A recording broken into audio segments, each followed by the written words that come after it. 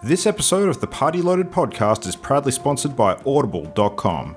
Check out their awesome catalogue of audiobooks with over 180,000 titles to choose from. And be sure to grab a free audiobook on us and support the show by visiting audibletrial.com/endgame. Let's party.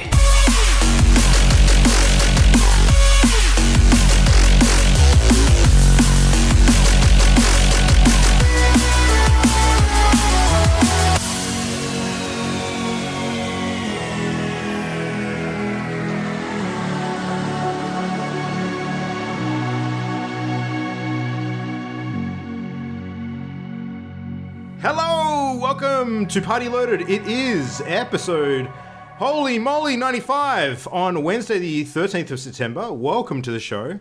Welcome everybody. My name is Luke Retallick and we're here to chat with the usual crew about all things video gaming. We have Ollie, we have Jam, and we have Imogen. Welcome everybody. Hello. Sup, y'all? Hi. Yeah. Did you guys know that apparently, and obviously the time zones are going to mess this around a little bit, apparently today has been dubbed as International Video Games Day? Is that something you were aware of? What? Yeah. What? Sweet. It's been trending no on idea. social media all day, and obviously this is largely US-centric thing, so time zone-wise it would have been yesterday on our calendar. But it's funny, like Kotaku actually ran an article about it today, and basically the general gist of it was, yeah, so this is a retail bullshit holiday. Just invented by somebody to sell more product. I don't know how it ever came about, but I don't know. I'm kind of But I torn. haven't purchased a game. Well, I yeah. need to purchase a video game. Well, we could possibly make some Yeah, recommendations. get on that. Pre-order Destiny 2 on PC, that counts. PC. Yeah? Well, that does have to happen.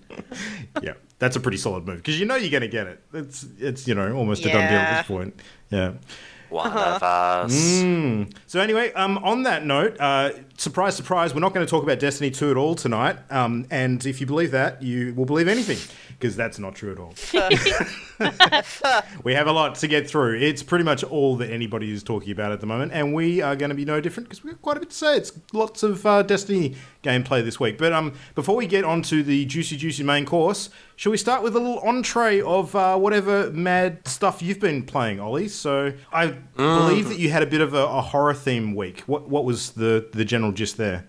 So, because I am a horror aficionado, I'm running a Halloween horror game, so I had to do some, air quotes, research by watching various horror movies and playing various horror games.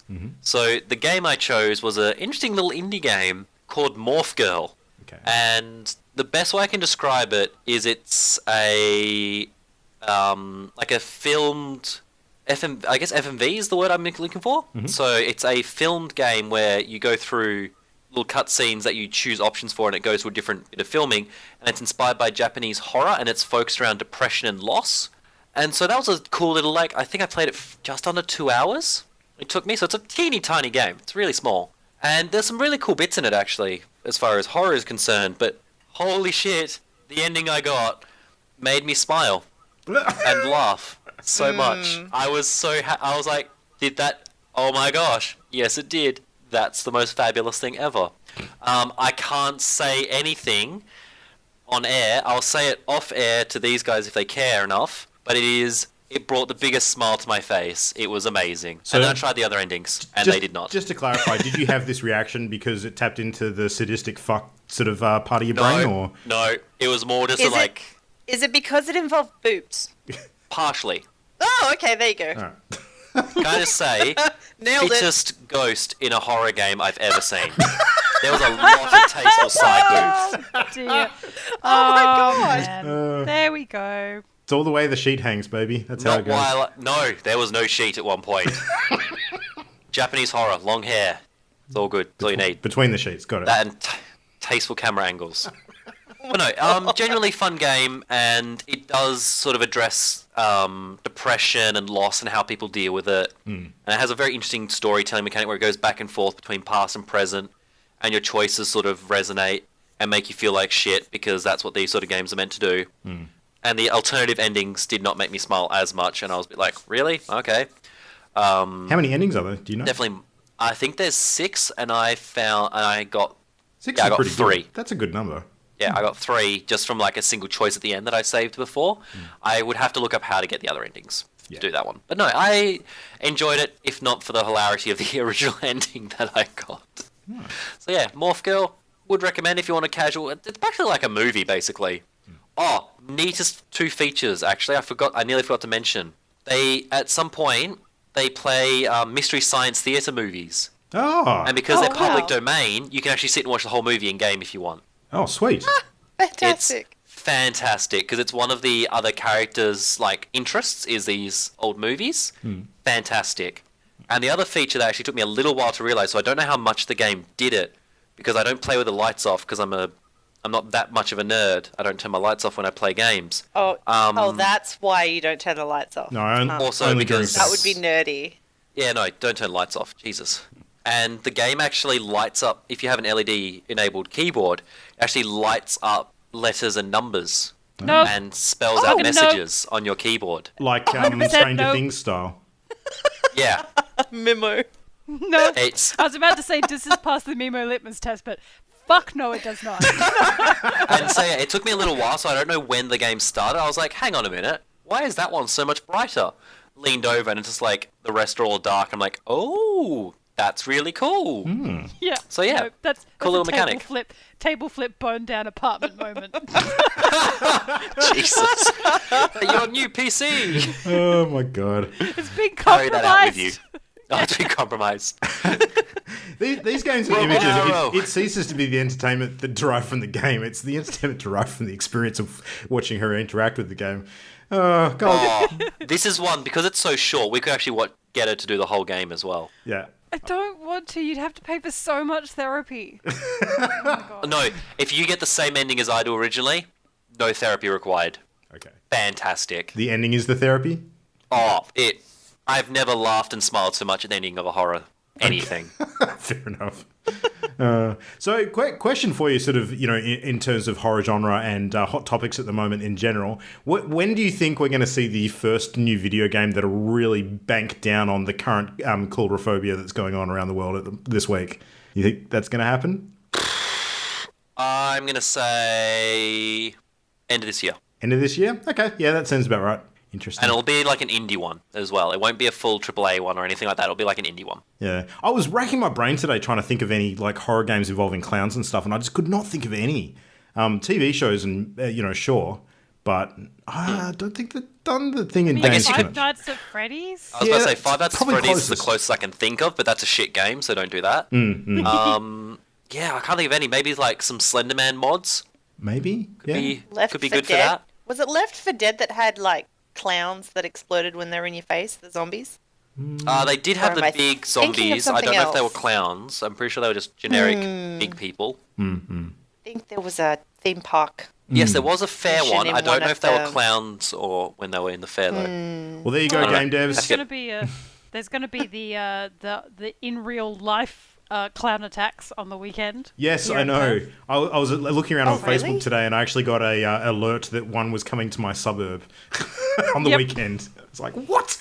Yeah. Yeah. If you don't know what we're talking about and you're not listening in Australia, for some weird reason, a little while ago, people started dressing up as really creepy clowns and walking around at night just for the lols. And we've already been warned by the news that this is going to happen in certain suburbs this weekend. To keep your children indoors, people are dressing up Nah, as scar 'em clowns. for life. Just be like, look over Oh, there, little God. Timmy, and they'll be like, So my lovely wife, Fantastic. who's a bit more physical these days than she used to be, her attitude towards this was she wanted to get out and do bog laps and find these clowns and beat the shit out of them. So, cool. I married the right person. That's awesome. So, anyway. Yeah, I don't know. It just concerns me that these God. aren't going to be kids. These are going to be adults sort of wandering around doing this kind of stuff. It's just, it's weird. Yeah. Anyway. It's a whole other level of cosplay, I suppose. Just, yeah. Anyway. Can't... It's LARPing, really. It is. Technically. Yeah, it's troll LARPing. That's really what it is. It's entirely what it is. Yeah. Yeah. Trying to get reactions out of people. But anyway. Well, that sounds cool. I might actually check that out, Ollie. That sounds like it could be in my wheelhouse. I haven't played a good horror game for a and while. it's so short. It's just like a boop, afternoon, done. Yeah, nice. Well, speaking of short games, I wanted to squeeze one in this week to sort of, cleanse the palate a little bit from, spending every other waking hour playing Destiny 2. So I picked up the prequel to Life is Strange this week. So Before the Storm. This is the one that we talked about a little while ago because it has sort of hit the news with regards to the SAG-AFTRA voice actors industrial action. So I forget who the voice actor was who did... Ashley Birch. That's the one, yes. Thanks, Mimo. So Ashley Birch, who played the role of Chloe Price, one of the main two characters from the original Life is Strange story, she wasn't able to reprise her role as that character for the prequel, which sort of centres around her as the main character this time, which is a little disappointing. And I got to say, having played completely through the main game, I could actually tell the difference. I'm not sure if they've replaced any of the other voice actors, though. I think most of them sound pretty similar. There might be one or two noticeable differences because there's a lot of repeat characters from the previous game. Because a lot of them are school kids kind of things, so you sort of recognise them when you get into the school sort of environment. But look, I wasn't actually expecting much out of the prequel, if I'm being honest. It's only 3 episodes, and the first episode's dropped. The other 2 are coming out at some undetermined date in the future. I wouldn't be surprised if they're all out sort of before the end of the year, but we'll see how that goes. So story-wise, it doesn't have the same hook that the original Life is Strange does, because the original one sort of centres around this whole butterfly effect theme with time trickery, and you literally have like a rewind time ability, which sort of plays out pretty heavily throughout all of the narrative. With this one, because the character that you use in the original Life is Strange, Max, is not in the story yet. You basically, it's more of a vanilla kind of teenage sort of angsty kind of tale, dealing with, friendship and love and loss and all that sort of stuff. And it's pretty heavy on those kinds of themes. So if you're into those sorts of really emotional kind of stories, you might be keen to sort of go through this one. The dialogue and the character play and everything's really, really good. The main character's a bit of a teenage rebel, though, and I think they probably play it up a bit too heavily. Like, they lay it on super thick, and some of the language and stuff still sort of, feels a little bit forced at times. But generally it's pretty good. But a couple of mechanics they've added to this one, which I actually was pleasantly surprised by and I quite liked. So now you guys all remember the famous insult sword fighting from the Monkey Island games, the first ones? Mm-hmm. Yeah. So there's a similar thing that they do in this game where you basically get into these dialogue sort of exchanges with characters, and the outcome changes based on how you interact with them. But instead of it just being a usual sort of tree choice of different things and responses, and you sort of don't see the mechanics behind it, for key ones, what they've actually done is they've put a meter at the bottom of the screen where you can actually see like your witty sort of repartee with the person actually gets you further along the line towards the goal that you want. And if you choose the wrong responses, you can see it being forced back the other way. So I think Luke needs like an AR version of this. Yeah. Yeah. That's real life. That's what that is. Yeah, but I mean, most of these are just shit-talking sort of examples. They're kind of funny. And like some of the responses are pretty obvious. It's not as, obvious, of course, as, you fight like a cow, but... Oh, you fight like a milkmaid? What's the old line? I forget the exact details. It's been so goddamn long since I played those games. No idea what you're talking about. It's one of the insult like sword fighting ones. Yeah. I think it would be pretty scary to fight a cow. Oh, Jam, help me out. What was the line? I mean, if you get kicked by a cow, it's going to hurt. Googling. You're Googling. Okay, cool. Jam will fill us in. So, but it's cool because you actually get to play out it's almost like verbal combat in a way. That's exactly how it sort of plays out. So, I thought it was quite interesting. But the other thing that sort of caught me by surprise, and I think there's probably a lot of games that are trying to, shoehorn this kind of stuff in these days because it's the hot thing. But there's actually a bit where you encounter a few nerds playing a D&D like role-playing game, and you can actually choose to ignore them, or you can actually take part and actually play out a few rounds of the game. And I got to say, it was really, really cool. Like the little combat encounter that they're doing it played out like pretty epically well. So yeah, that was just a nice little nod to that whole genre, and they actually incorporated it quite well. So, but yeah, no, so far enjoying it. It's fun. So I typed in Guybrush cow, and I got the list of the Monkey Island ones. So that's you fight like a dairy farmer, and the comeback is how appropriate. You fight like a cow. That's the one, of course. Oh my god, I need to go back and play that game at some point. Anyway, so Life is Strange Before the Storm. At the moment, would recommend, but don't expect it to be the same as the previous game, I guess is the word of warning I'll give. I think it stands up on its own 2 legs, but it's not exactly the same. So, yeah. Worth checking out, though. I don't think any of us have played anything else this week, have we? Besides, maybe a couple of the usual suspects to cleanse the palate and to make Ollie not feel quite as lonely. And to turn on my PC. So lonely. Yeah, how's your... Yeah, Mimo got to play Mellow on the new PC. Oh my gosh. So real. So your PC wasn't feeling entirely neglected. It actually did get some action during the week. Yeah, that's good. Yeah, it got turned on yesterday. Yeah. Nice. Good. Not to mention, was it yesterday? Monday. I don't know. Whatever it was. Yeah. Monday. All the particle effects. Yeah. I saw little seeds flying all over the thing. I was like, wow, that's actual things. It's not just random specks floating across the screen. Yeah. There was a lot. I saw a lot of Armello. I didn't win. Have you played GTA Online yet with it? Nope. Oh my gosh, I'm looking forward to your reaction for that one. I'm gonna I'll just hear your head explode and that's it. Yeah. I'm going to have to sit so far back because I play with the controller so I can, but... Yeah. Yeah, that would be the thing. Worth it. All right, well, we don't have a whole bunch of news to cover tonight, so we've got just a couple of quick topics to hit on. So who kept up with the amusing news that released during the week about the South Park game sort of coming up in the next couple of months? So, I mean, how could you not? Yeah. Well, Internet loves it. Let me throw to you one of you guys then. So what was the general breakdown of what they're doing for the fractured butthole? So yeah, in South Park, they introduced a really cool thing where the difficulty slider makes your skin darker. So that's tasteful. Yeah. So if you're dark-skinned, it's the hardest difficulty on the game, which I'm like, subtle. I see what you did there, South Park, because, South Park known for its subtlety and political correctness. So that was interesting. If you're going to parody, you parody everything and everyone. Yeah. I guess that's true. I think it's funny. If nothing is sacred, make sure nothing is sacred. Yeah. So apparently Cartman actually appears during the character selection bit and sort of narrates it and says, don't worry, this doesn't affect combat, just every other aspect of your whole life. So. Oh, God. Oh, I read somewhere too that there's a way that they retcon the sex of your character. Yes. Because in the first game you could only play male, but in this one you get to a point where you get asked, and however you respond, they say, we thought you were a boy.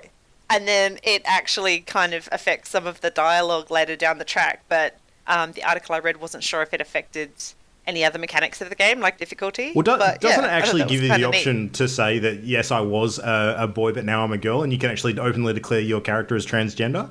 Like, yeah. That's hilarious. It's really good, and it's a clever way of just pretending, that it was just everyone's assumptions in the first game. I think it's hilarious. Yeah. So I got a question for you guys, and I think this is an interesting one to sort of ponder.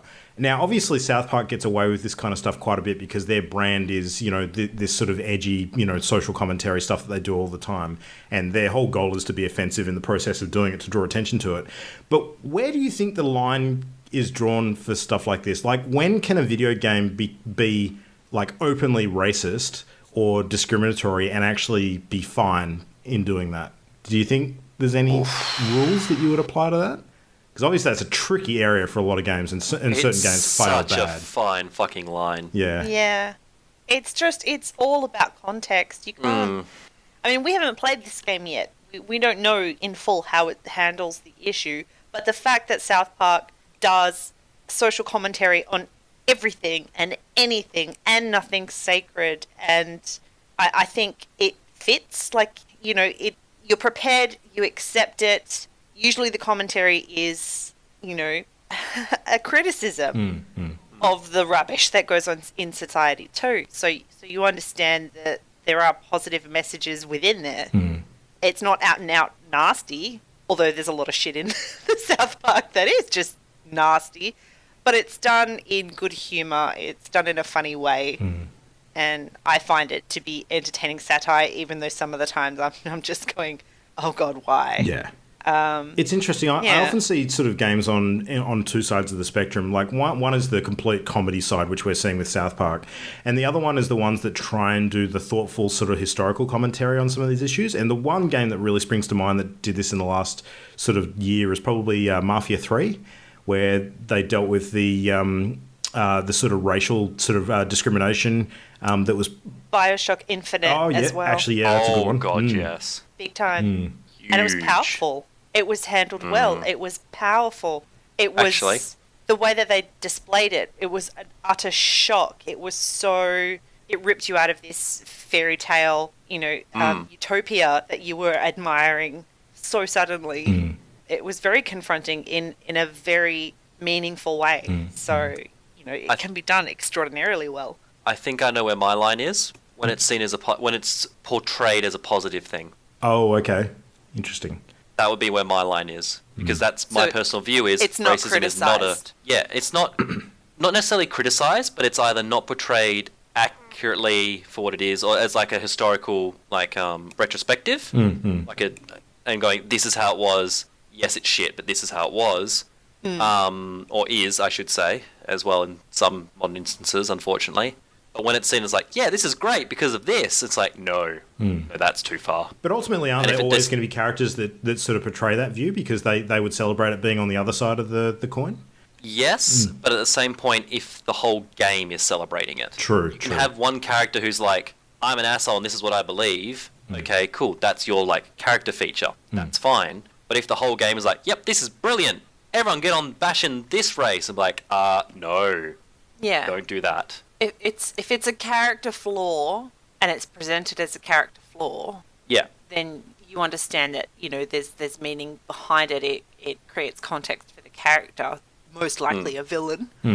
But yeah, what Ali said, if it's being celebrated, encouraged, and if that behaviour is being consistently rewarded in the game, then that's where it starts becoming Even if it's not a villain, very questionable. you could have a NPC companion or whatever, and you're just looking, and that could be their thing, and you're like, okay, and that can be used as a contrast mechanism or a storytelling mechanism. If there's a purpose Or a for it, character arc If thing, it's, yeah. it shouldn't be a But if thing it's for the sake of being a glorified, thing. then I have issues with it. Interesting.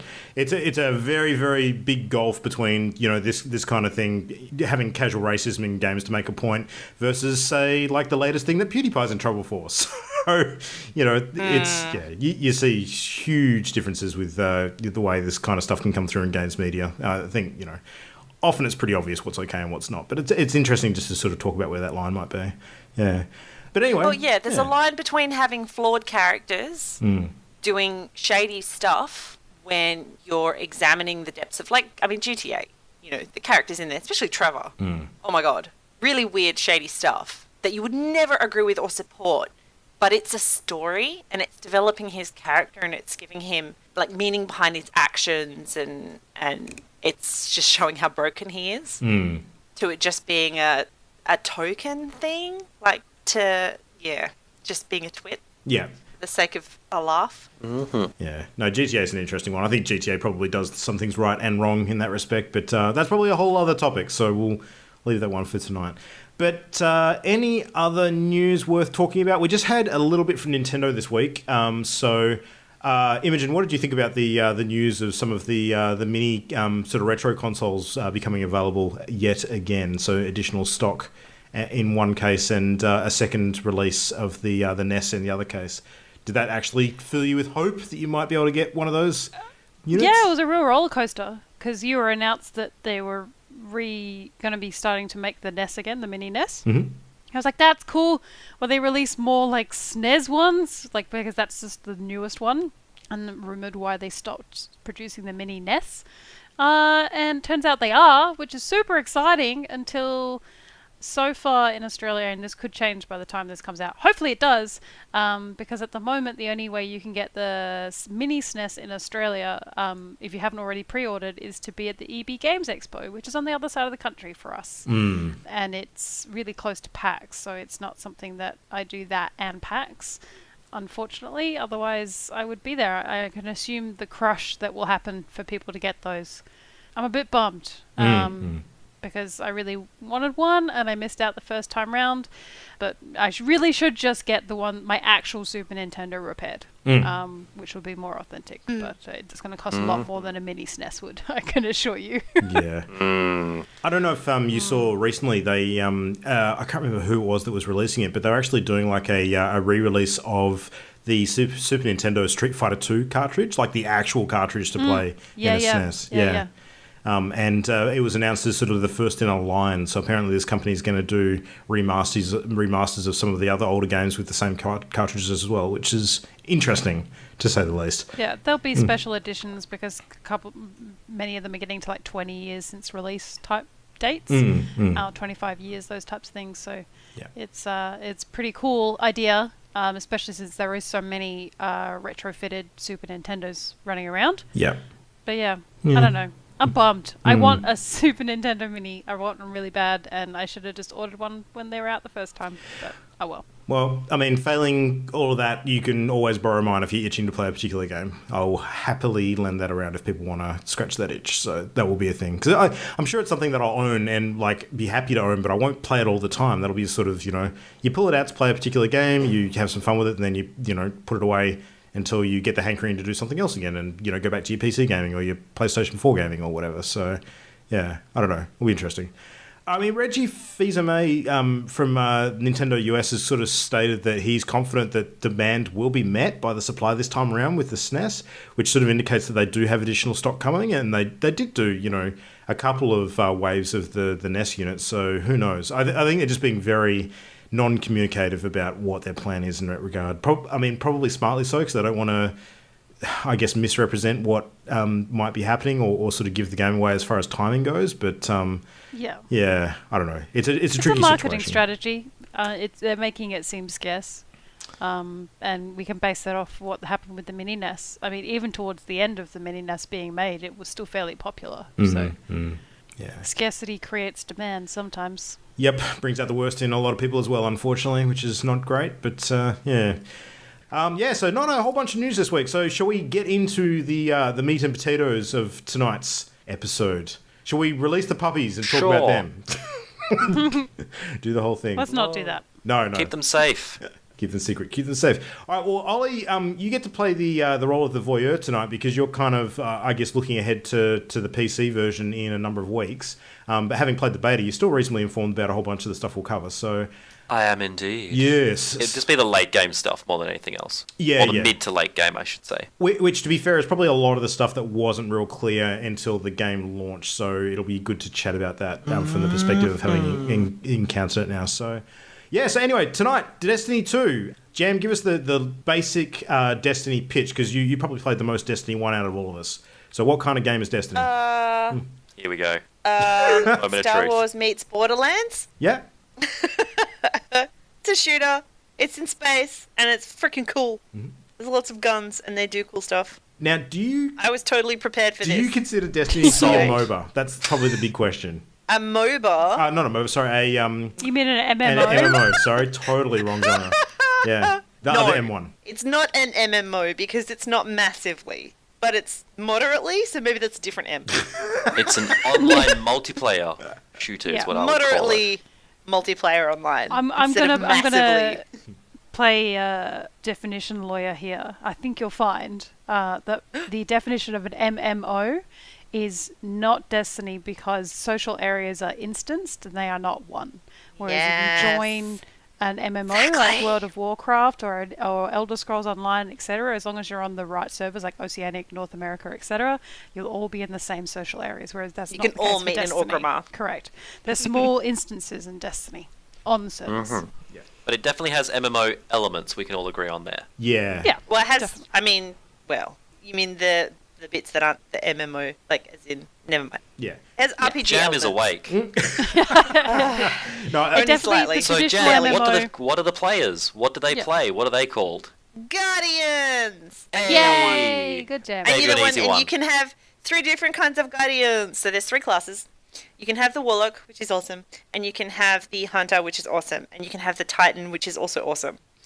The Titan's the tanky one. The Hunter's the spell slinger. No, wait. The Warlock... See, Incorrect. I'm so tired. My God. The Warlock is the spell slinger. The Hunter is the shitty pew-pew. Yeah. I see the Hunter as a bit of a rogue/ranger kind of character, if you want to use sort of fantasy stereotypes. I was about to say, there is much more to... It's not the typical DPS where you tend to be squishy and stand back. There is still builds for the Hunter which seem very melee to me. Well, especially I mostly enjoy Every punching class people has in a the melee face. option.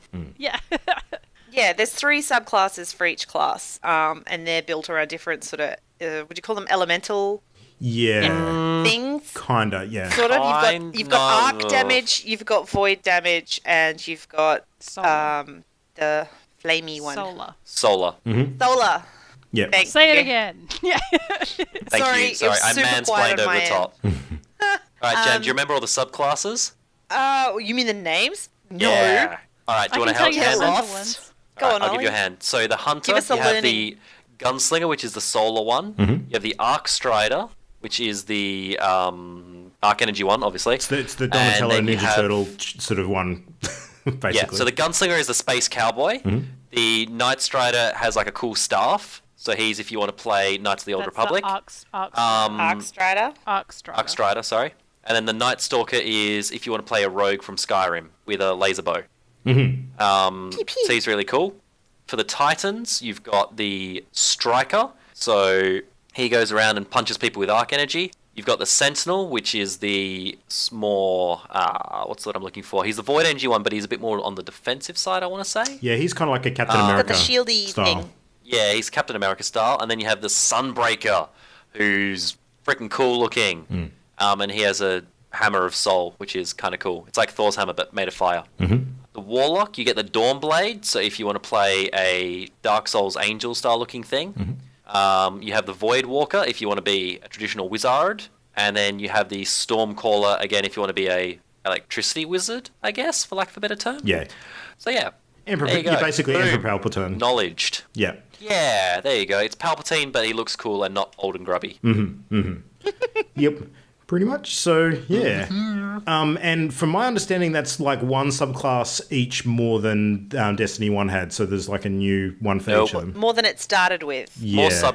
Yeah. More than it started with, not more than what it finished with. And that's actually one of the biggest complaints. is that okay. There's no new stuff. There you go. Oh, there will be. People just need to calm their tits. So we saw a little bit of the sort of story when we played the beta, and we probably don't want to go too much into spoiler territory, but the broad over and under is that the tower where the seat of power for all of the Titans sort of finished up at the end of Destiny 1 basically Guardians gets destroyed by an incoming fleet of these sort of rhinoceros style Bad guys. alien creatures, which are called the Red Legion. And they're led by a dude by the name of Gaul. So, and Gaul wants to basically capture all of the light from the Guardians and take it for himself and lay waste to the system who he sees as basically unworthy while doing it. So you kind of... Goal is basically Destiny Bane. Yeah, basically. Yeah. That's pretty close, actually. Now I that think. you said that, I can't unsay that. Yeah. Sorry. Yeah. As soon as I saw it, I'm like, oh, he's like Bane. I really like him. I like him a lot. Yes. I'm on his team. I haven't seen enough of the story yet, so because I've only played the beta, I'm not a huge fan because he strikes me as the mustache twirling, I'm evil and hate puppies because I'm evil style thing. That might be proven wrong later in the story. I don't know yet, but from what I've seen so far. Yep. Yeah. Very Yep. early on. He's a good bad guy. Yeah. Okay, good. You get an idea of his motivations, and for me, like, even though he's like a bad guy, the fact that he, the way that he's positioned, I think is done really well, and I think it's very clever. And it was just without doing any spoilers at all, and from my background, I didn't play Destiny 1 really. I played the beta, and all I knew about Destiny was it's people shooting each other, and I really did not expect the depth of story that I got in this game at all. The I would characters recommend were watching some of much the better. original Destiny's cutscenes actually, because there's some really cool stuff in there. Yeah. Yeah, it was pretty neat, and the humor is on point, 100% on point. There is some elements in this game that are better than any game that, in terms of like just the way that it's positioned and the wittiness of it, is just, it really tickled me. Done really well. Yeah, the perspective that you get actually switches to the bad guy's side on occasion, which is good. So you can actually sort of see, like what's happening from the bridge of their sort of battleship and some of the conversations that are going on sort of outside of the good guy's influence, which, I think it's a really good plot device to flesh out Gaul a bit more and sort of make him a lot more than just a one-note villain, like actually sort of show that, he is complex, he does have a real purpose that is explained quite well throughout the story without it being trite. So, yeah, they did a good job with that. Good. Yeah. That makes me happy. Yeah. As far as the other characters go, though, I mean, like everyone knows Cade Six, so he's the puckish rogue sort of android. I say android, but that's not actually correct. What are they called? The robot race? You play one. I know. I forget what they're actually bloody called. Robot dudes. There you go. I've forgotten. Yeah. Mechs. I don't know. I don't know. All that. Hey, I gave you all I had. Yeah. So anyway, voiced by Nathan Fillion, of course. There's a whole bunch of Firefly stuff going on in this game. So you've got Gina Torres, who voices, what's her name? It's Exos. Exo, by the way. Exos, yes, they're the dudes. Oh, you just beat me, Jam. Son of a bitch. What's the name of Gina Torres' character, the warlock? No. Ikora? I can't remember. Ikora? Yep, Ikora. Okay. Yeah, that's the one. Yep. And then you've got Zavala, who's the Titan, and Vuvuzela. Vuvuzela. Is it bad that I immediately thought Cora the Explorer? yeah. Bit like that. Ikora the Explorer. Yeah, but And apart Hawthorne. from and Hawthorne as well, who's kind of like a When sniper we type can't, character. we cannot forget, very important, Lewis. Hashtag Very nose out for important. Lewis. Yeah. Lewis? And you have no idea who Lewis is, do you, Luke? Nope. No. He doesn't. Nope, missed it. You're going to have to go figure it out. That's your homework. You tell me who Lewis is. Sure. Okay. And I don't want to say in here, but if you've played the game, you know who Lewis is. You're a good person. All right. I'm trying to remember. Go find Lewis. I'm Speak to sure. Lewis I'm sure all it'll the come to time. me later. The other characters throughout the game, I actually think I probably have a slightly different opinion on these to you ladies, but I didn't like them much at all. You don't know me. Yeah, I mean, What characters? Yeah, well, like for example, you've got a dude who shows up on the Earth sort of zone. Oh, no, shut your face. I love it. Yeah, I love really? it. The dialogue. Okay, so the Yep. dialogue between all of the main NPCs and secondary NPCs, I love it. It's the best. I think it's funny and great, and they have a camaraderie, and they also play off each other, and it's really good. And yeah, I do disagree. You were correct. I'm looking forward to being objective. Yeah, And yeah. the tone Oh, changed. 'cause we're not? The tone changes, which I like. It does. Like, it goes from, depending on where you are in the story, it goes from sort of one tone to their intercommunications to another at another point. So, and it's great. and that's quite clever. That's, a long time into franchises do they sort of hit the nail on that one. So they seem to have got that And one I think the way they've handled it will help with the longevity of the game too. Yeah. I think that's true. Yeah, if you always hit the same tone with dialogue, it gets stale. You always Agreed. need to break it up. Even if it's Yeah. just like the occasional bit of humour or the occasional bit of dark, depending where your story But is. this You is never an want to hit the same overarching note. shift, which is neat. One of my big fears sort of going in was that they were going to overuse Cade a bit too much. And, he basically serves as comic relief. Like that's his major purpose throughout the story. He has a couple of serious, moments where His he strength. talks about stuff. Yeah, but it's definitely like his key strength. And they don't, I guess they don't beat a dead horse, which is good. He's definitely an acquired taste, though. Like I can see a lot of people sort of not being a big fan or being a big fan. There'll be a bit of divide there. But, the fact that there's more story after the opening mission of this game than possibly all of Destiny 1 helps a lot. But I personally am just not a fan of like any of the other characters besides Gaul. Gaul's background is good. I like Cade.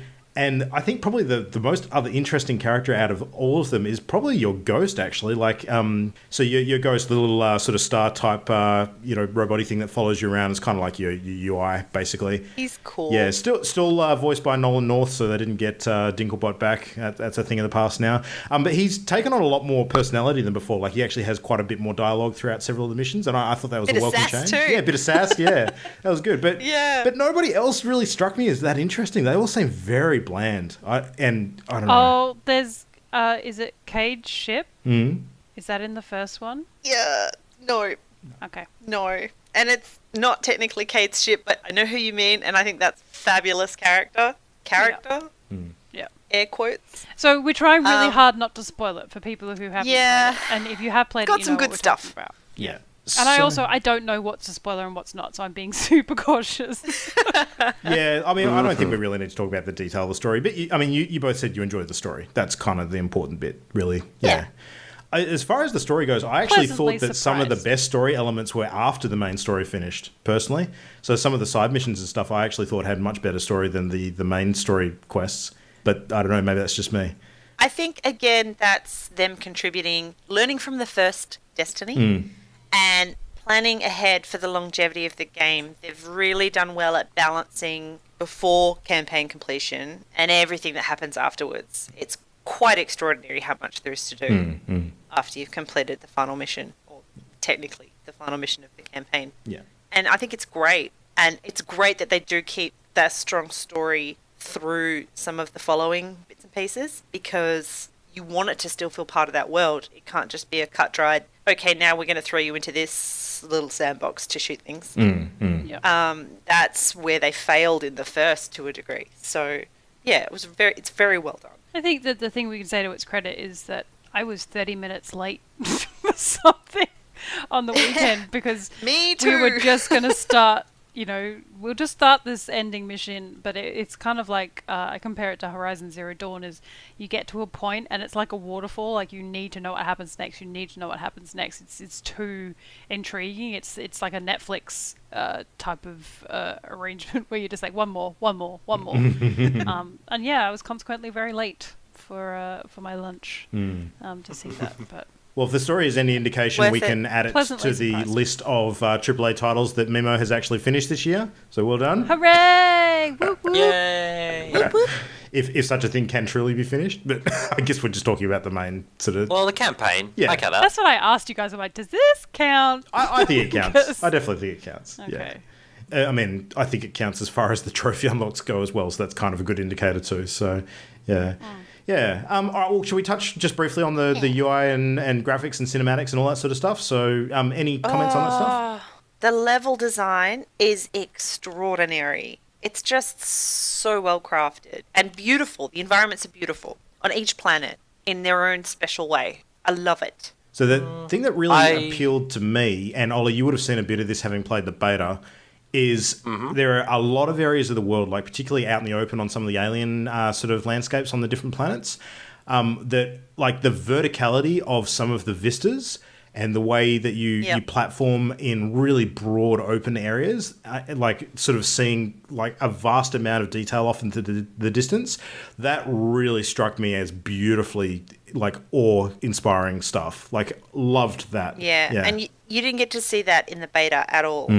You didn't get to free roam. It's very gorgeously designed. Yeah. Okay.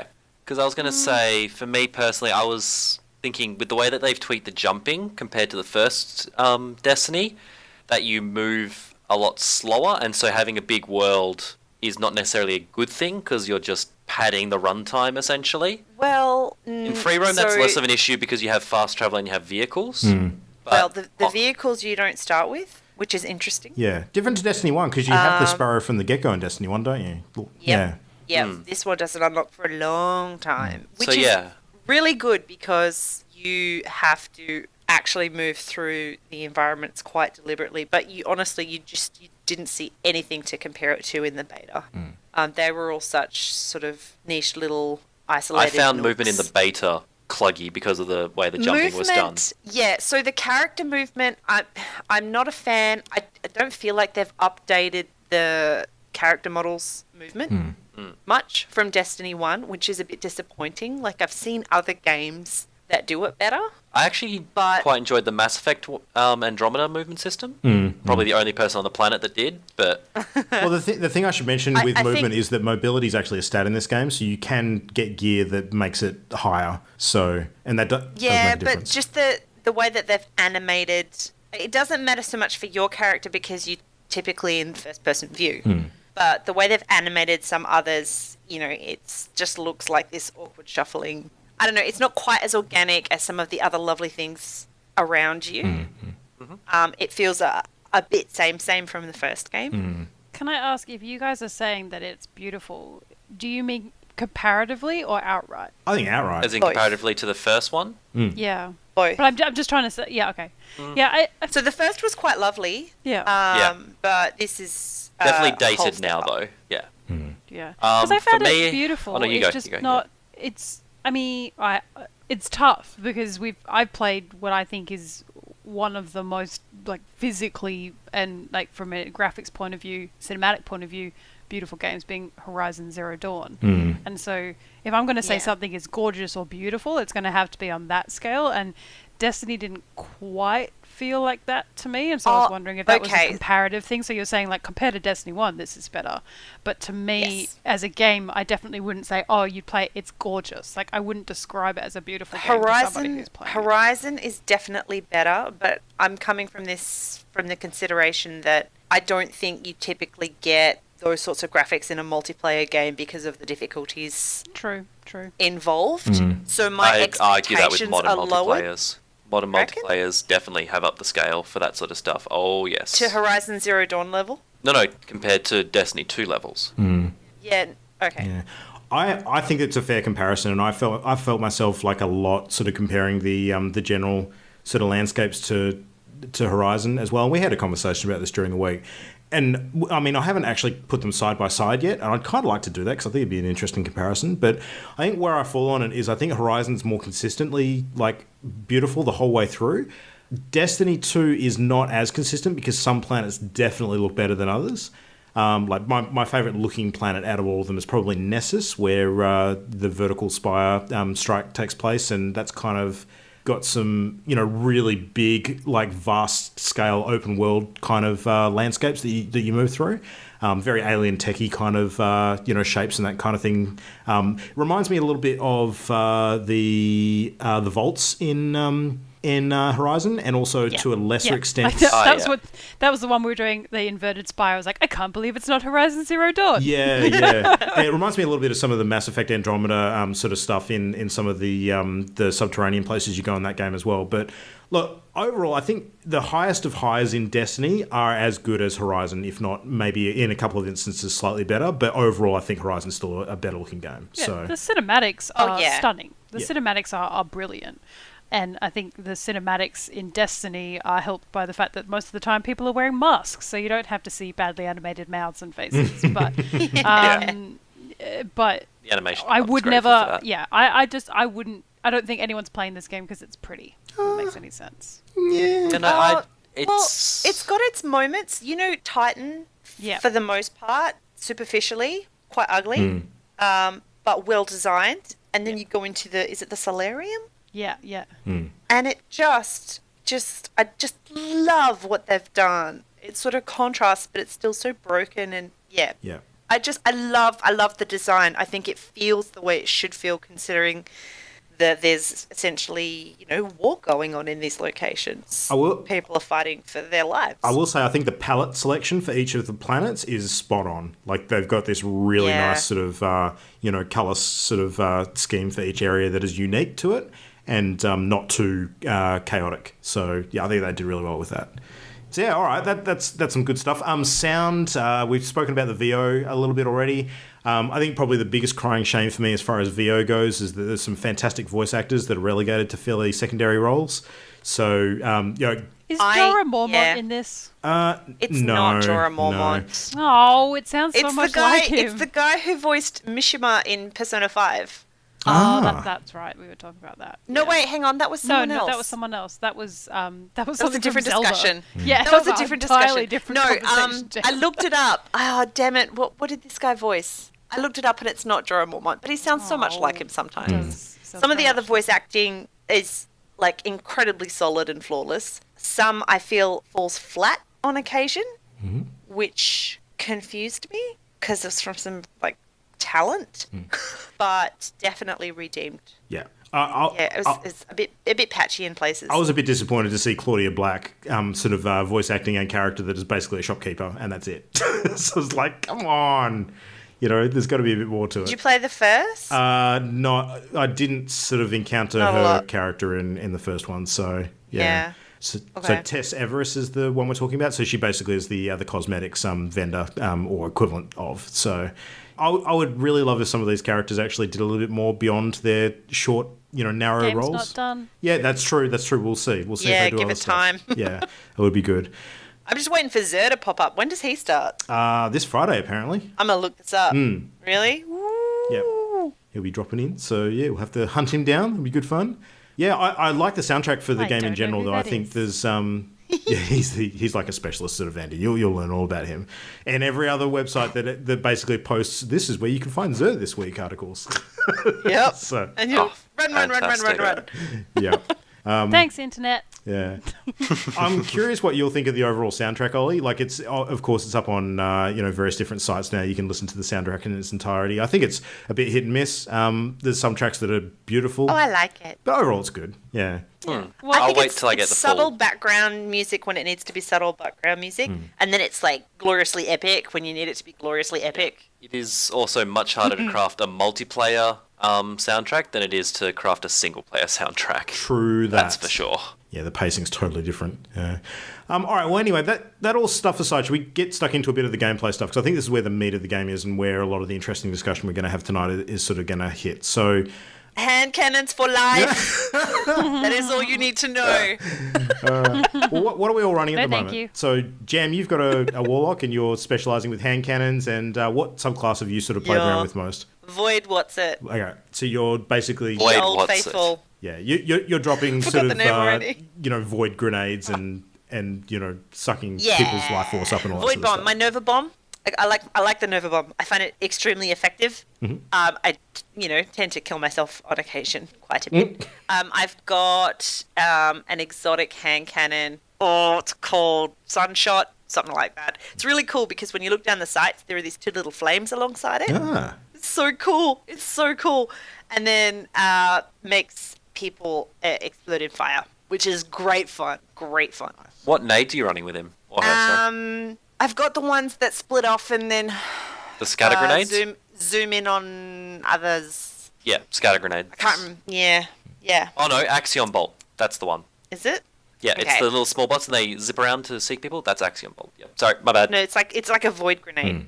Yeah. Nice. It's like little blobs zipping around. Yeah. Yeah. But so much fun. I've also got a Titan that I'm working on leveling. I haven't decided what subclass I'm going to stick with yet, but she's pretty cool.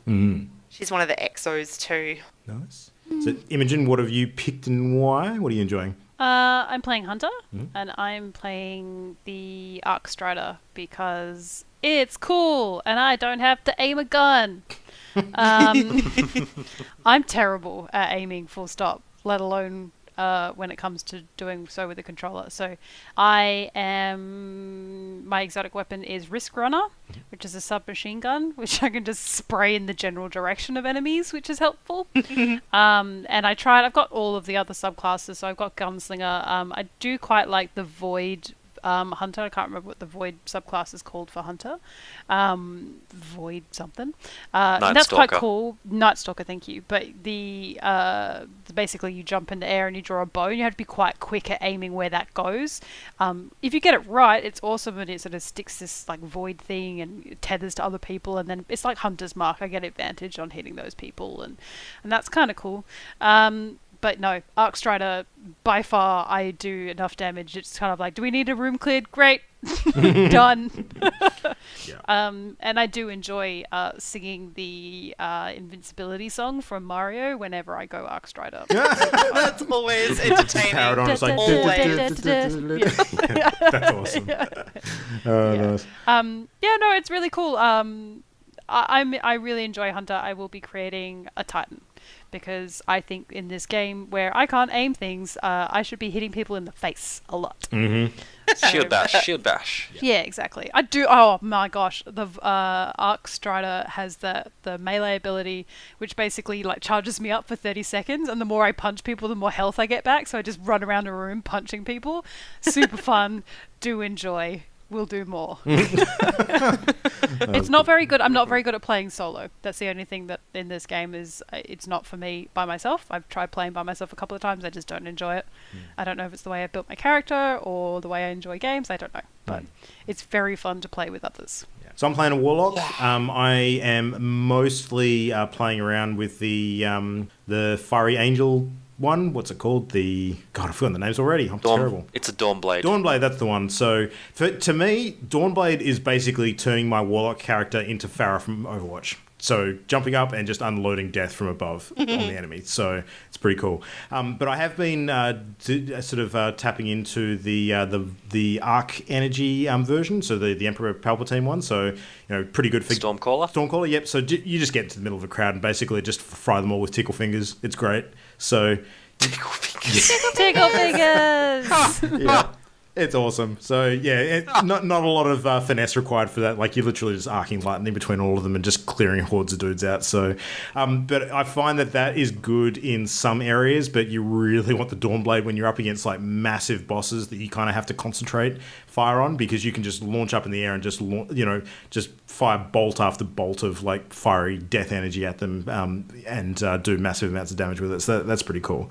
But, really enjoying it. I am also going to roll a Sentinel character, Titan character as a secondary. I've started playing one already, but I'll get more into that later as time goes on.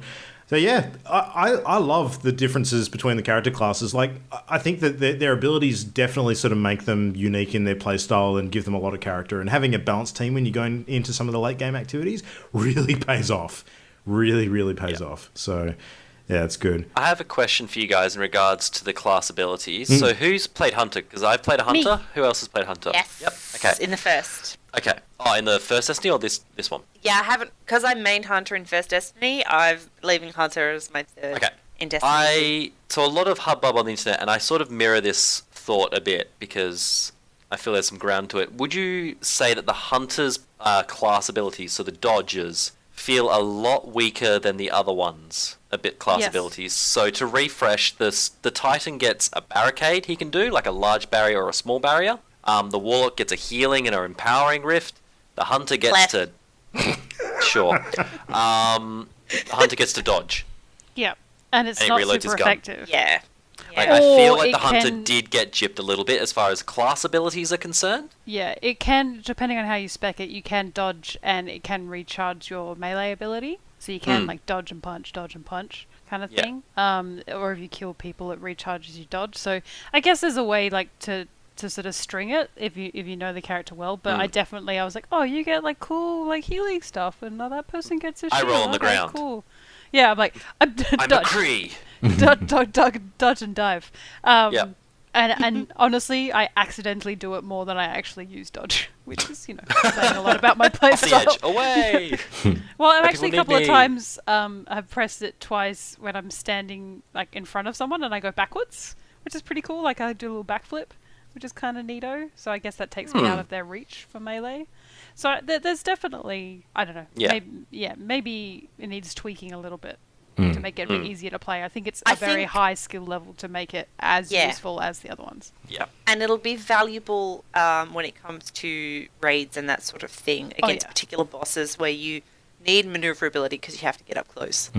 I do I get really feel annoyed like at the- myself for dodging into like small spaces and then just like I corner myself basically. So I'll dodge and it'll like dodge me in between two things and like my back against something and I'll just get shot from all sides and I can't move anywhere. I dislike that greatly. Yeah, I Spatial think awareness is not easy. you hit it with the. It's definitely a higher skill level required to make the most of it. Because I feel like there will be some builds that will be like, "Yep, this is amazing." Yeah. Boom, and just run around like monk punching everybody to High, death. high mobility gear. I'm spec'd out for extra reach, so I have an ability called Deadly Reach, which means that once after I dodge, I can melee further, which is kind of neato. Yeah, so. Yeah, it's definitely a finesse class for sure.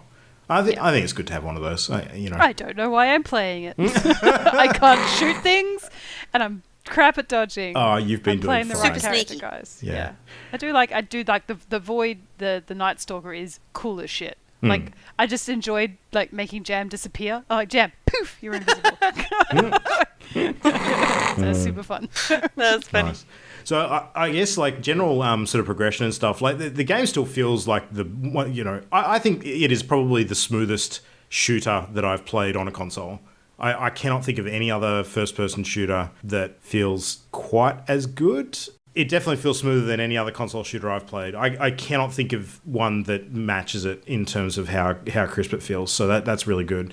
And it feels like that from the beginning. When you're progressing through the game, and I don't know if you ladies sort of felt this as well, I never felt a noticeable change in the difficulty of the enemies that you're facing. And I think that this was really obvious when you're playing sort of out in the open areas with people who are a different sort of level to you as well. Like I could be running around as a level sort of 16 character, partying up with someone who's level 3 or 4. And we're all fighting the same stuff. And it seems like we're just about as effective as each other fighting against that stuff. So I don't know how... It scales well. Yeah, it scales almost too seamlessly where you feel like it's almost a bit of a rort. If that makes sense. I found endgame participating in some public events, particularly in the EDZ, are quite easy. They're just no trouble. Yeah. In others, not so much. So yeah, it's a bit of a mix. I don't know if I haven't actually paid attention as to whether that's because there were some quite lower level people around, which maybe affected its ability to scale properly or enough. But certainly when it's a bunch of level 20 characters trying to complete a public event, especially if it ticks over to heroic, it's still super challenging. Like it's just really well done. I still die a lot. Yeah. See, Me too. Again, I don't know if it was because of the beta or not, but I agree with Luke a little bit. Like, I always felt a little bit too powerful comparatively. Like, things didn't seem super challenging. You definitely build more versatility as the game goes on. Like, you've got a lot more weapons at your disposal and a lot more options as to how to deal with different sort of situations, particularly with your subclass abilities. But I guess I'm just talking about the raw damage that you're putting out and the raw damage that you're sort of able to take. It doesn't seem like there's a huge amount of progression in that regard. So I know there is a bit. It depends if you're varying your weapon use, because I used, I think, scout rifle and auto rifle quite a bit to start with, but then when I got my exotic sand cannon, suddenly I was making heads explode left and right, because that's my go-to from Destiny 1, and that was a jump for me, but that's purely because very different type of weapon and damage style. And then when it started making the heads explode in a fiery ball, that was just glorious. It's pretty cool. Yeah. All right. I always know when I haven't killed something when its head explodes. Yeah. All right, well, so throughout the main game, we've got levels 1 through 20, and then after that, kind of the goal is to increase your power level, which used to be called light level, but I'm pretty sure it's now just power level. Everyone still calls it light level anyway. It's still sort of hung up on that. Yeah. And the cap... It's light. The cap currently is 300, and the sort of light/power level throughout the main game, I tended to find it was usually a factor of 10. Like when you're around sort of level 15, for instance, you're usually around 150 light. When you're level 19, it was usually around 190. It kind of scaled roughly about that. So by the time you finish your main leveling and cap out at sort of level 20, 200 sort of power, from there it's kind of just increasing your average gear score to get up to 300. And from that point, it's sort of based on your average score across all of your gear that you're currently wearing. Couple of interesting quality of life improvements though, which I really appreciate from Destiny 1. So Destiny 1, from what we've been sort of seeing, it was all about the gear that you're actually wearing that determines the sorts of levels of stuff that you roll when you're picking things up in the environment. So if you sort of get a new weapon from completing a quest or something like that, it would roll at a level related to the current level of the gear that you're wearing and using. Whereas now it rolls at a level according to the highest level gear that you have in your possession, and that sort of counts the stuff that you're not necessarily wearing at the time. So it means that you don't have to dick around sort of, swapping between items that maybe aren't necessarily your favorites just to put the highest number on yourself, just for getting the highest gear drops, which I think is a really good improvement. That would annoy the crap out of me. I like that. Yeah.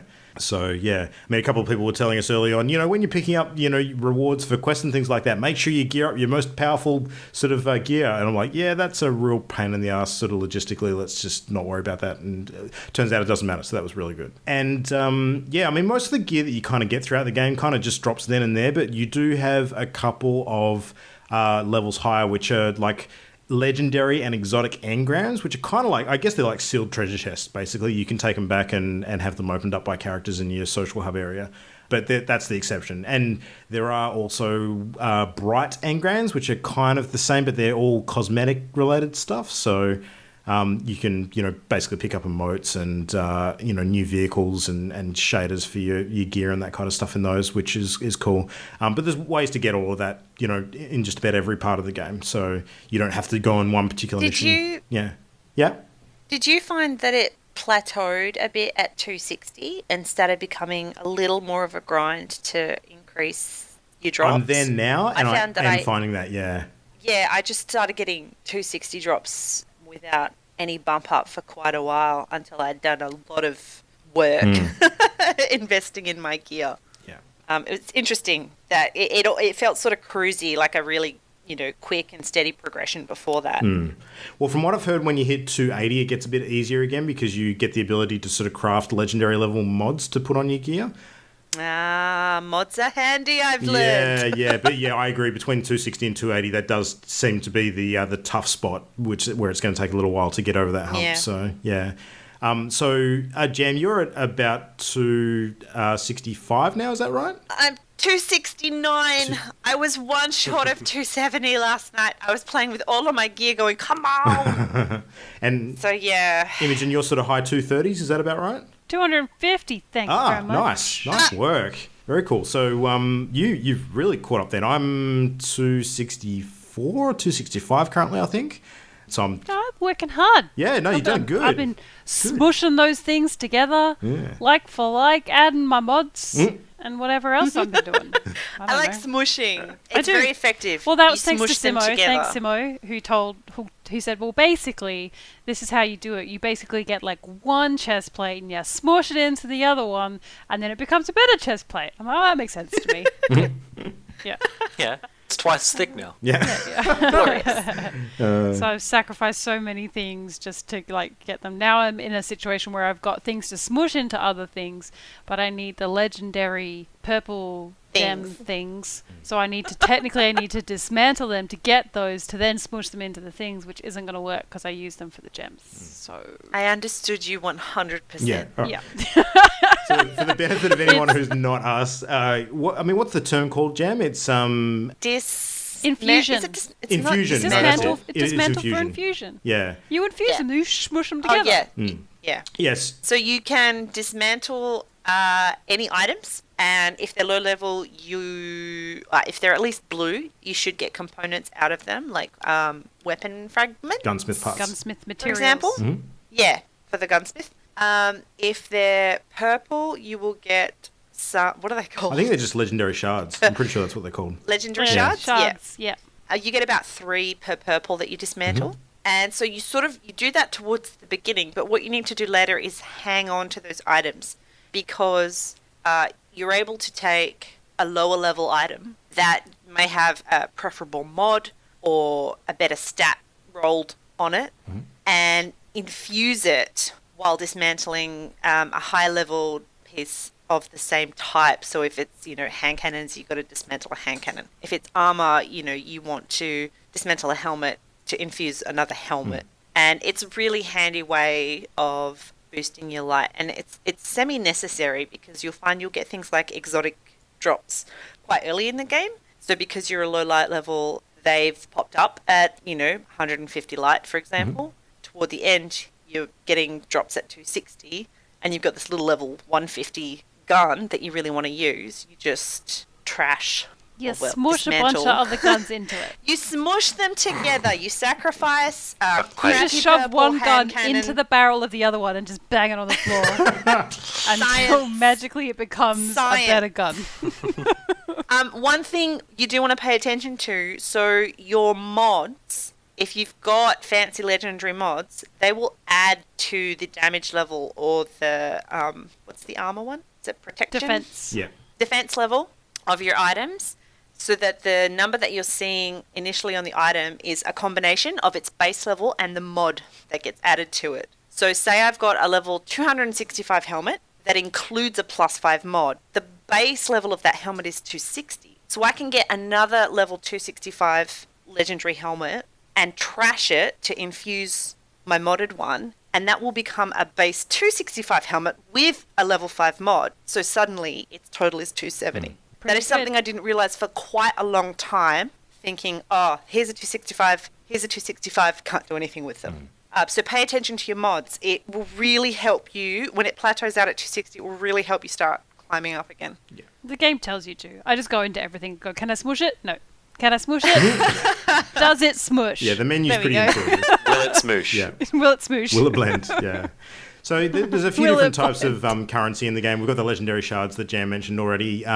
There's like a glow dust, like bright dust, I think it is, which is basically... Bright dust, Yeah, yeah. you get that from dismantling any of the cosmetic sort of stuff that you get from the bright engrams. And it's worth sort of noting as well that... You don't get it from doing the shaders. No, it's the other I think stuff. they have to have been received from a bright engram. I think that might be Jam the might be reason right why. about that. Yeah, I mean the general 'Cause I'm the pretty general sure I idea trashed a being shader that the and bright got a little engram bit. stuff is the stuff that you can actually spend real world currency on. So you can actually buy in-game gold, which is basically called silver in Destiny 2, sort of spending real world money, and that silver can only be used to buy bright engrams and cosmetic items. So then if you sort of deconstruct those, you get that back as this bright dust currency, which you can then use to buy other cosmetic items. So, I look at it as a little bit like the Overwatch gold. So all of the stuff in Overwatch is essentially cosmetics, and you sort of get gold to buy other cosmetics by breaking down or getting duplicates of some of the other stuff. It's kind of similar, but yeah. But all of the stuff you get from that particular vendor is pretty much only cosmetic, with the exception of mods. Like, you can actually get mods in some of those engrams, and a few people have complained about that, like, because then it essentially becomes pay to win because you're actually getting stuff that influences gameplay from spending real world money. But the reality is, like, late in the game, mods are so commonplace that I don't really see it as a big issue. Like, they're everywhere. They're really easy to get hold of. So, you can literally spend, your other main game currency, which is called Glimmer, which is essentially just gold, to buy mods at one of the other vendors, and you can get quite a few of them quite easily. So I don't really see it as a big deal. What did you guys think? Well, as I understand it, later on you can actually trash mods for better mods. Yeah. But I don't know if that's accurate. Is that at 280? Yeah, at 280 you can 3-for-1 them. So if you've got three Yeah. of a blue mod, like the rare level mod, you can combine them into one single legendary purple mod of the same type. So I think they're cool, but I'm not used a single one on anything yet. I'm only using the ones that the items are rolling up when I get them. Yeah. Because I don't want to waste those mods essentially until I've got my raid gear. Yeah, because they're one use only. Really? Yeah, you can't. You don't get them back. Yeah. So yeah, I would be sad to see them go. I found that out to my dismay because I accidentally over-modded purple mod with a blue one when I was just mucking around. I was like, crap. Just wasted that. Oh, That was a dumb Oh, move. no. dull. Yeah. So, but anyway, I mean, all this stuff sort of, becomes relevant in the late game, really. There's tons of things to do sort of, throughout all the different levels of the game. So do you guys want to just whiz through some of the basic activities that you get at each stage of the game to give people a taste of what sort of stuff is on? Public events are similar to Destiny 1, but when I played them in Destiny 1, I'm not sure if that there was a change after I stopped playing. It was just a straightforward public event. In Destiny 2, there are key conditions to each event that allow you to trigger it into a heroic event, which means more bad guys and bigger rewards, which is really cool. It gives you a 3 to 4 minute heads up on the map for each planet about when a public event's going to drop, so that you've got time to buzz on over and hang out with the other people waiting for it to happen. Or you find that you get there and you're all by yourself, and it's terribly frightening because it's quite difficult soloing them. They can be quite large. Yeah. But they're good fun. There's a good mix and a time limit to each. So you'll still get a pity chest at the end if you fail to actually meet the target of the public event. But if you succeed in pulling it off by the end of the time limit, you'll get a little extra something out of that chest, which is cool. So then you got patrols, which sort of open up for you a little later in the game, like around level 15-ish, depending on where you're at with the story. And they're kind of just, you find a point on the map that has a patrol available, you activate it by setting off this little beacon thingy, and then basically you have like a couple of quick objectives in that immediate area, which usually involve... I was going to say super similar to Destiny 1. Exactly, yeah. They're very, very sort of basic missions, like, just a couple of minutes generally. So, quick and dirty ones. So, yeah. A couple of the other cool things that you can get clues for in the map and also in the levels are lost sectors and region chests. So region chests are similar to the chests that you could loot just the once in the original Destiny. And they have this funny little kind of like a plus symbol just in grey on the maps on the planets. And once you've located it, that little symbol on the map disappears and you'll never see it again. It's a one-time only, as far as I can tell. And then you've also got lost sectors, which are like these two little hill semicircles. I don't know, how would you describe that symbol? It's the arch window That's from close Play enough. School. Okay. Sure. Wow. It looks like the Batuk symbol from Horizon Zero Dawn. Yes. Yeah. There you go. Batuk or Banuk? Banuk. Yeah. Batuk, sorry, yeah. And so if you go to the area roughly indicated on the map by that symbol, you'll actually see it graffitied somewhere on the environment around you, on a rock or on a wall or something. And if you look around very nearby, you'll find a hidden entrance into sort of like a little mini dungeon area. It's not excessively huge, but there'll be a boss at the end of it after some mobs. And once you kill that boss, you'll unlock a code for a cache that's nearby. So, or cache. I don't know how you're supposed to say it Cache is properly. correct. Yeah, that's my preferred method, but they keep saying cache in the game. That's because they're wrong. So I thought that was really cool that they gave you that little clue on the map, but without really telling you what it was. You sort of explore and figure it out for yourself. And that's one of the reasons I love Destiny, is exploring and finding all the little nooks and crannies. Well, there is an early mission that actually introduces you to that concept by getting you to find that symbol and then go on to a lost sector. You remember the first one on the EDZ? That's actually, Yes. trained you how to do that. But I didn't draw the parallel. Yeah, no, you're right. I didn't either. Until much later. Yeah. I just went, I was like, that's just a quest. Yeah, that's it. I just figured that out. So you got sort of the Crucible, of course, which is your multiplayer sort of game. So, arena death matches, essentially. I'm so Super bad. fun. Yeah. I really enjoy So the Crucible. bad. There's a bunch of different ones. At least the beta Crucible, I should say. Crucible's not really my kind of thing, but Simo, our friend, was telling us about the competitive Crucible the other night, which seems a lot more interesting, where you actually have like a limited number of lives. So everyone gets a bit more cagey, and it's not so much sort of just running out into the open and gunning each other down quickly. It's kind of, a slightly more tactical match, which I think that probably appeals to me a little bit more. So I'll give that a go at some point. They're pretty much available from the get-go when you start playing the game, and when people enter into it, they are sort of upscaled to each other's level, so that it's fairly balanced in that regard. And you've got adventures as well, which are basically side quests, like for all intents and purposes. So you've got your main story quests around different parts of the map, and then you've got adventures, which they sort of unlock as you progress through the story. But they're kind of like they have their own story elements to them, but they are side quests. Like they're not essential to do, but have some interesting rewards and things. But I love the story components of the adventures. I thought there were some really good narrative elements to them, and they're definitely all worth doing. I thought that they're pretty meaty. I was very impressed with them, actually. I still haven't done them all. I should There's do a lot of them. There's a heap of them. Yeah. But then when you get to sort of late and end game, that's where like a lot of the fun stuff opens up. My personal favorite, strikes. Oh my god, I love strikes. So good. So basically dungeons. Mm-hmm. Yeah. And they're, as I say, they're a nice mini, so that if you don't have the time to put in for a raid, strikes are a good alternative. yeah, so there's 6 strikes currently. And one of them is a PlayStation exclusive, which is a little unfortunate for PC players, 'cause it's actually quite a good one. But there is not a single one of those 6 strikes that I do not like. I think every single one of them is awesome for their own reasons. So, love the crap out of all of them. And they're quite tricky too. Like, some of them are definitely got a decent challenge. Myself and Jam and Memo have... we've beat our heads against the wall quite a few times with one of them in particular, which involves the one of the races, the Swarm, which are kind of like these hive-like bug creatures that have some pretty meaty enemies that you have to face as you're sort of running through. And there's one mission where we keep on getting stuck on the final encounter. It's really tricky. So We get smooshed all the time. Bad luck. Yeah. They tried to Right, yeah. smoosh us into their armor. That's what happens. yeah. They're trying to infuse us. There's some tricky mechanics with some of them Yes. too. Like, it's not always just kill everything that moves. Like, sometimes you have to deactivate things or get inside a force bubble before you can actually hurt stuff. Or there's actually a sequence that you have to take out the enemies. Otherwise, some of them are The floor immune. is lava, which is Yeah. super unfun. I did not enjoy Inverted Spine. I know everyone loved it from the beta, but that was shit. That was the worst. I died all the time. I think it's great. Did not enjoy it. There was no cover. I did not like it. No, that was all good. And everything was really far away from me, so I couldn't punch it in the face. Yeah. No, that's fair. Yeah, if you're a melee build in that mission, I can see that being a bag of dicks.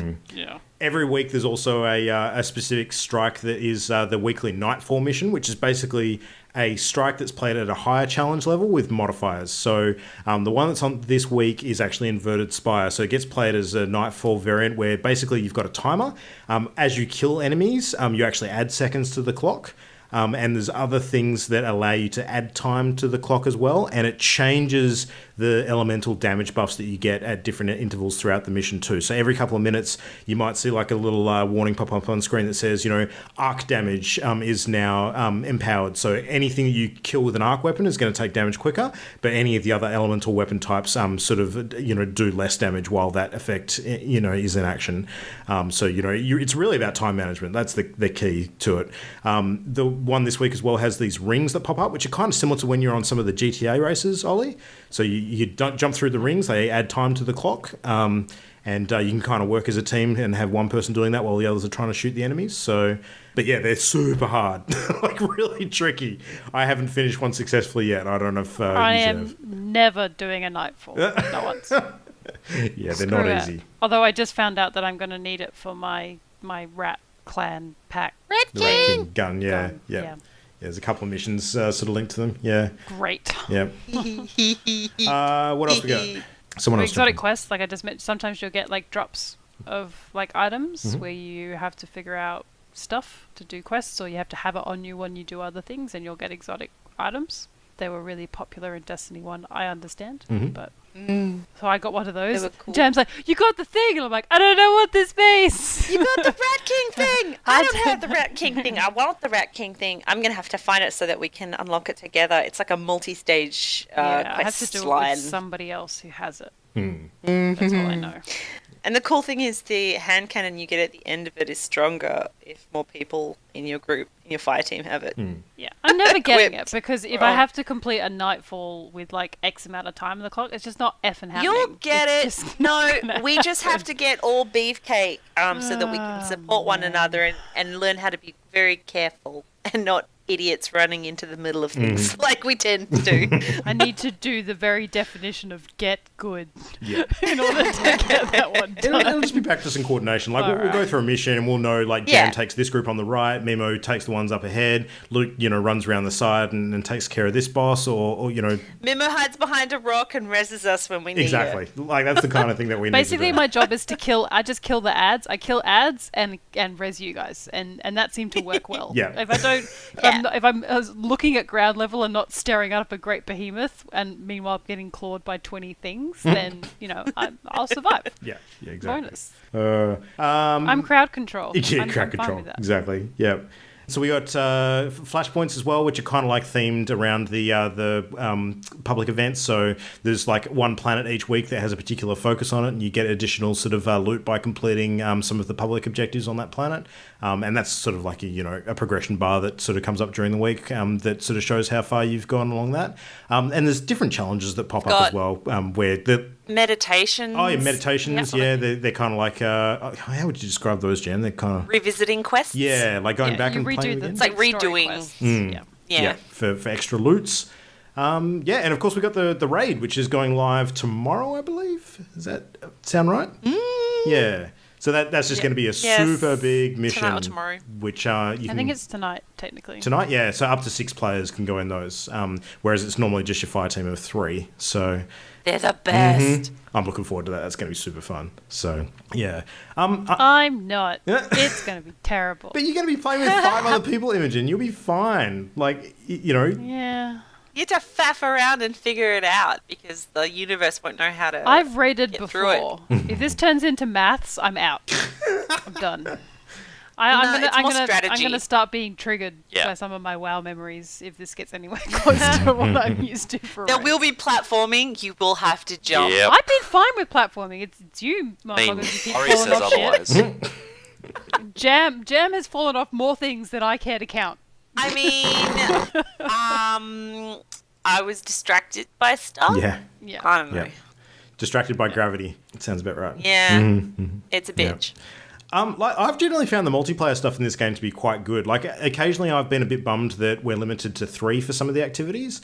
Like particularly when we're playing strikes, because we often have a group of 4 of us that have been playing a lot of this content, and it's a bit. See, I feel like that's a bit of like a hashtag humble brag. I feel like that's not a problem a lot of people have. In fact, it's probably the opposite. True, that is true. I feel like we shouldn't complain about that at all. No, I'm not complaining. I have too many friends, guys. Yeah. You have too many friends who are Sucks playing being so Destiny at the popular. same time.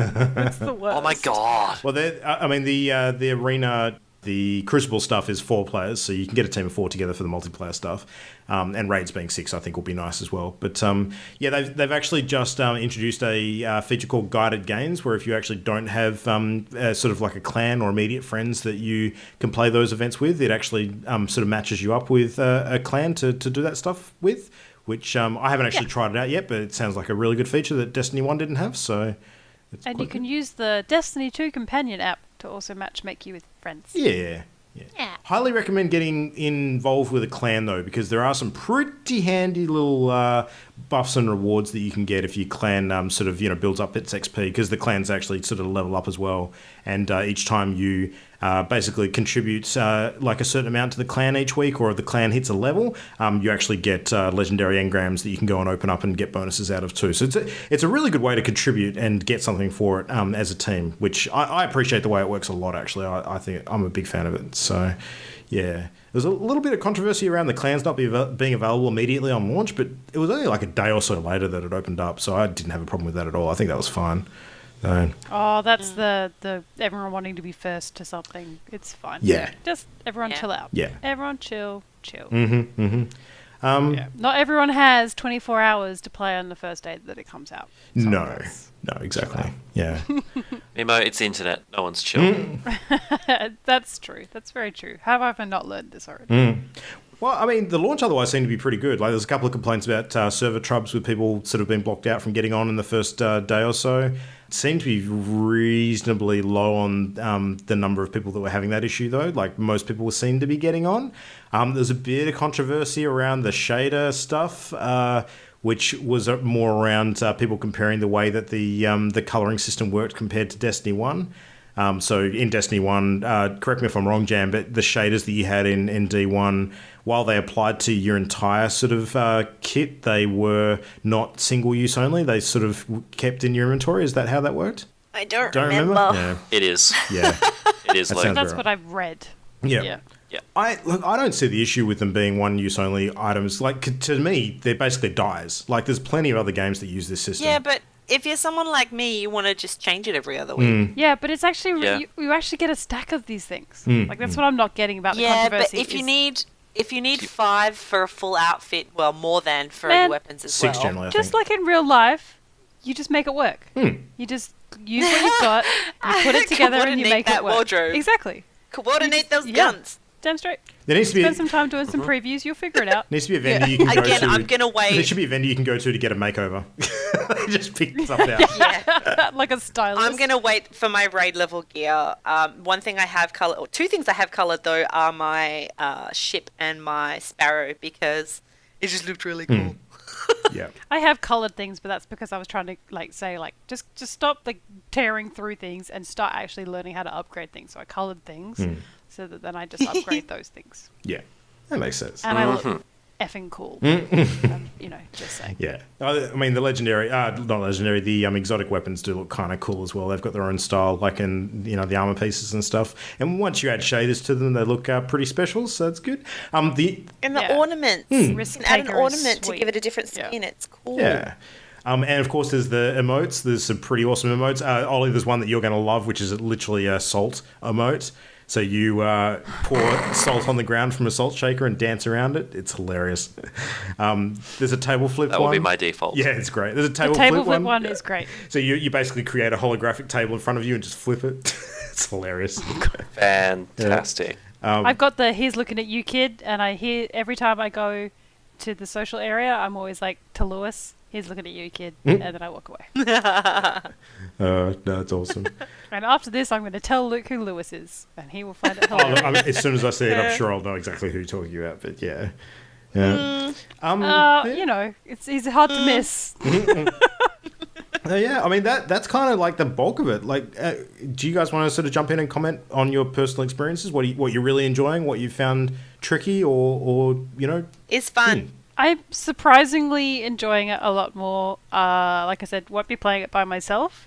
I thought maybe I'll enjoy this. No, I still don't like shooting games. I enjoy playing with you guys a lot, but I do not enjoy playing by myself. I get all lost in the world. But yeah, surprised at the amount of actual story. I thought it was going to be a lot more vapid than it was. So And the humour. good job. Yeah, the humor's quite good. Great level of humour. Yeah, the only thing that Really good lines. yeah, the amount of times that I've gone, well, this is just like it is in WoW. It's concerning and worrying for me, and I can totally see how people get to a level with Destiny where it becomes a bit of an obsession. Yeah, I can see myself falling down that pit pretty hard because this game has a lot of content and a lot of activity to keep you going after you finish the story. So I think, I was very pleasantly surprised at how much stuff there is. Like, I dumped into the world now, even sort of hitting up around that level, sort of 265-ish, and realizing that if I look at the map on each of the planets, there's like a million different things that I can still do on each of them. Like, I don't feel like it's empty at all. So yeah, but I mean, as a social game, it definitely kicks ass. I enjoy it single player still because I generally do enjoy games like this single player. But there's no doubt that adding friends to the mix, just ups it so much more. It's great, and I'm really looking forward to getting some of the PC folk on and playing on that platform too, and doing some cool group stuff. So it's going to be awesome. Yeah. Drag you away from the PS4. Well, I'll still play that too. I want to platinum this game. I've decided that's kind of my goal for PS4. So. I might save my hunter class for PC. Yeah. There you go. Yeah. Yeah. I don't think I'm going to play it on PC. No? Boo, yes. There's already enough of you to like create like a raid and stuff like that. And pish. I'm good. No, there'll be other games I can play. By the time that comes out, there is That's so true. many things else that I want to be playing. So you guys can go play Destiny. It's fun times.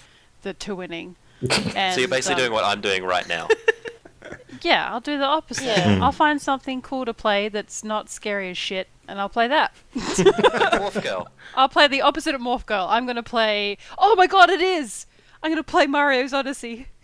It's the opposite. Well, it's out pretty much the same time, Holy so yeah, crap. that works. That totally works. Yeah. Man, the end of October is looking pretty chockers, so yeah. But yeah, all right. Well, so I guess we're all big fans then. That's good news. We've all found a game that is actually as good as we were hoping it would be. Never thought I would find myself saying I enjoyed a first-person shooter. So there you go. Yeah. I can't say I'm a big fan yet because I haven't had the full game experience. When I have the full game experience, I will pass judgment. True. Yep. Well, I mean, the number of hours that I've put in over the last week are pretty much the biggest indicator I can give, and that is a lot of hours. So yeah, it's super fun. But yeah, I'm looking forward to jumping again in the next 48 hours and hoping to do some raiding with you guys. That'd be super fun. So, but it looks like the content schedule sort of moving forward is pretty promising too. So Bungie have already put up a list of the things happening in the next few weeks, and there's fair few activities. The raid opening up, Xur sort of coming to drop off exotic gear that we can pick up. There's some multiplayer stuff organised, and the first expansion is apparently coming in December. So it's called the Curse of Osiris. And there's going to be a bunch of different activities sort of linked to that. And from what I understand story-wise, Osiris is the warlock mentor of Ikora Rey. So there's going to be a bit of a character link there with her story. So, yeah, it should be interesting to see what that's all about. So, but about 3 months after the main game release, I think is about how long the first expansion for Destiny 1 was after the release too. So they've kind of kept roughly on the same schedule for that. So I hope it's out on PC at the same time. I think it'd be kind of crap if the expansion comes out on PlayStation and then there's like another 2 month gap. So yeah. I kind of miss Dinklebot. Everyone misses Dinklebot. It's just that, yeah. He's probably still out there somewhere. He just belongs to a different Guardian. Aww. That's sad. The That's sadder than there being nostalgia. no Dinklebot. I want Given nostalgia. story. I want a Dinklebot cameo. That would be sweet. I want someone to say, it's in the walls. Sure. That stupid frickin' line. Oh, dear. Oh, God, they're in the walls. Well, anyway, yeah. So anyone want to add anything, or should we wrap it there? Sound good? Let's wrap I it think up. we've said a Yeah, lot. that's a big chat on Destiny too. So yeah, I mean, a lot to be said. I think it'll still continue to dominate the news in the next couple of weeks. But yeah, it's super good game. If you haven't tried it out already, you should. Is pretty much the end story there. So yeah. All right. Well, anyway, in the meantime, if you want to hit us up and sort of chat Destiny 2 thoughts or any of that stuff, you can get us all the usual places. So mail@partyloaded.com, Facebook, you'll find us there, on Twitter @partyloadedshow. And please, if you enjoy the show, just let us know on all of those platforms. And on iTunes, of course, you can leave us reviews. On YouTube, you can catch us at youtube.com/channel endgame. Please like and subscribe when you watch the content there. And we'll keep making more of that fun stuff for all y'all. So yeah, that's it. That's a Destiny 2 episode. Well done, team. There was a whole bunch of stuff to get through. That's good. Good job. So anyone got anything on in the next week besides more D2 action? Anything you're planning on looking at? Ollie, you had a couple of games you were going to check out that you didn't yet. So... is that... Yeah, I need to play What Remains of Edith Finch at some point. Please do, please do. Oh, me too. I don't know, Jam, can you play Not Destiny? Yeah, that's what I thought. Divinity Original Sin 2 launches tomorrow. My gosh. It's starting to become fun times. Well, I'll be putting Destiny do down it. on the I don't have weekend enough because time. I'll be playing me some Metroid. Yes. Cannot wait. Game looks super good. Tracking very, very strongly on the reviews too, so I'm looking forward to that. It's going to be a good weekend. So, yeah. All right, anyway, let's over there, all get to bed, have some Z's, and then get stuck in. So, thanks everybody for listening. It's been a fun show, and we'll be back again same time next week for more of this. Until then, good night. Bye. Bye. The Party Loaded podcast is a Channel Endgame production. For this and more great gaming content, bookmark channelendgame.com.